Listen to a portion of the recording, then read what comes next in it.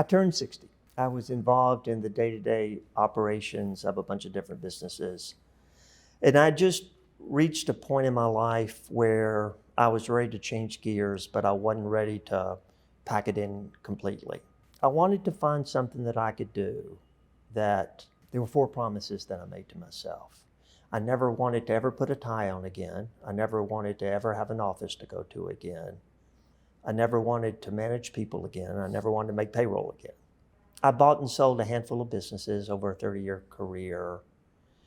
And when I looked at the demographics across the country, I felt like there'd be a lot of business owners that were, roughly my age, baby boomers, moving through the snake, needing and wanting to sell their business. Having gone through this process before, I knew what that's like. Having owned businesses and managed people, I knew emotionally what that was like. Having sold businesses and bought businesses, I knew the deal process.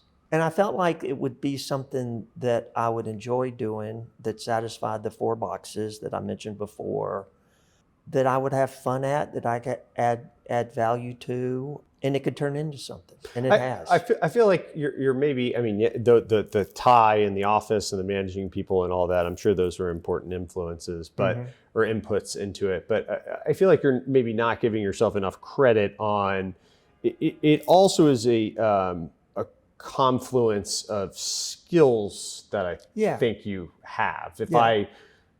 You were always a pragmatic salesperson who could help people think strategically about business objectives. And if I think back on the through line that existed between all the different careers or all the different jobs you've had, that's sort of been the through line of the career. And the titles are different, right? President or SVP of sales or whatever, all that. But it feels like that's a commonality that now is being transferred to maybe the most strategically important part in a company's journey, which is sort of the last 6, 9, 12 months. You can spend a lifetime building a business, but the outcome is determined in that window. And so it feels like it's a good use of your skill set. And there was, that's a good point. So one of the businesses that I was involved with, when I bought into the business, it was doing, around 15 million of sales,